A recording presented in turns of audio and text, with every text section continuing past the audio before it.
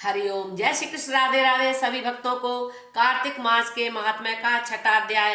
नारद जी ने कहा, हे राजन, कार्तिक मास को धारण करने वाला प्राणी सूर्योदय से 2 घड़ी प्रथम ही सैया का त्याग कर देना चाहिए और तब शौच दातुन आदि से निवृत्त होकर स्नान करना चाहिए। स्नान के हेतु तिल, कुसा, चावल, पुष्प, धूप, दीप आदि वस्तुएं साथ लेकर कुएं, तालाब अथवा नदी की ओर जाए। नदी पर स्नान करना सर्वश्रेष्ठ है।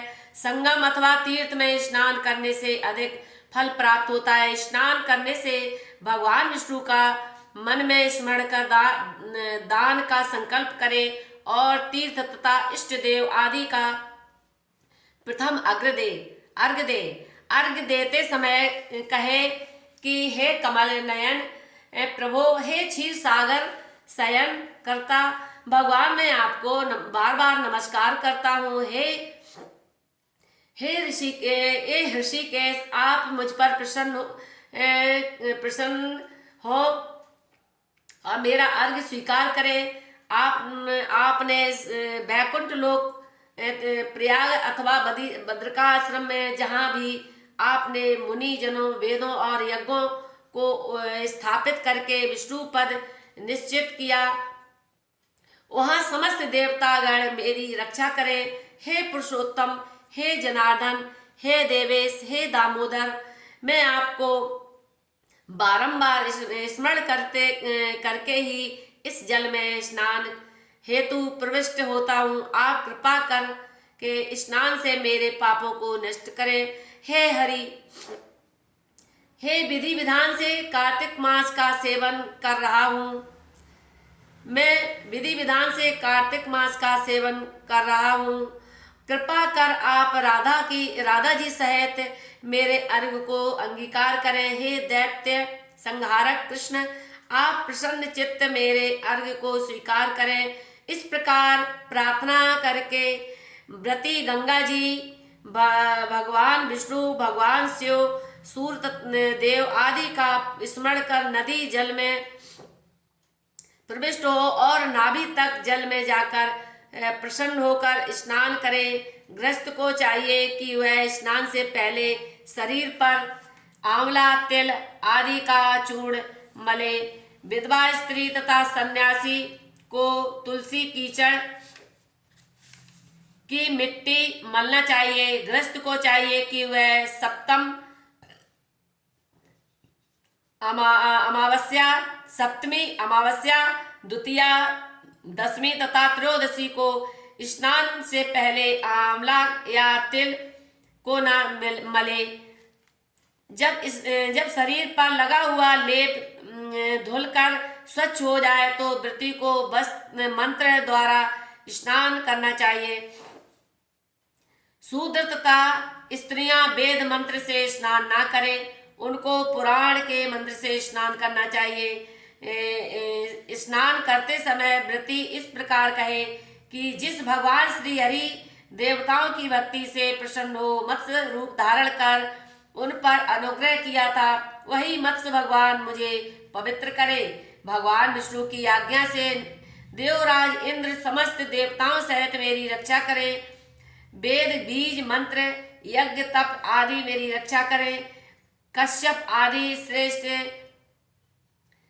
प्रति समस्त देवता सहित मुझे पवित्र करे। गंगा आदि श्रेष्ठ नदियां, समस्त उत्तम तीर्थ, सागर सहित मुझे पवित्र करे। माता अदिति सहित समस्त पतिव्रताएं यज्ञ तप आदि मुझे पवित्र करे। समस्त श्रेष्ठ पर्वत, श्रेष्ठ वनस्पतियां आदि मुझे पवित्र करे। इस प्रकार स्नान मंत्र से स्नान करने के बाद पवित्रा धारण कर देव, ऋषि और पितरों का तर्पण करना चाहिए। कार्तिक मास में प्राणी जितने तिलों से पितरों का तर्पण करता है, उसके पितर उतने ही वर्ष तक स्वर्ग में निवास करते हैं। तर्पण करने के पश्चात व्रती जल से बाहर निकलकर शुद्ध वस्त्र को धारण करे तथा भगवान श्री हरि का पूजन करें। समस्त श्रेष्ठ तीर्थ क्षेत्रों तथा देवताओं का स्मरण करें और भक्ति से अर्घ देते समय कहे, हे देव, मैं पवित्र मन, वचन और कर्म से कार्तिक मास सेवन करने हेतु स्नान करके आपको अर्घ दे रहा हूँ। आप राधिका जी सहित इसे ग्रहण करें। भगवान को अर्घ देने के पश्चात वेद पाठी उत्तम ब्राह्मण का पूजन करें। बारंबार उनको नमस्कार करें, उनका तांबूल पुष्प तथा दक्षिणा देकर प्रसन्न करें। ब्राह्मण के बाएं पैर में तीर्थ, मुख में वेद तथा शरीर में समस्त देवता निवास करते हैं। इस कारण ब्राह्मण का पूजन करने से महान फल मिलता है। ब्राह्मण भगवान विष्णु के स्वरूप है। निदान उनका पूजन करने से प्राणी का कल्याण होता है। ब्राह्मण का अपमान या विरोध नहीं करना चाहिए।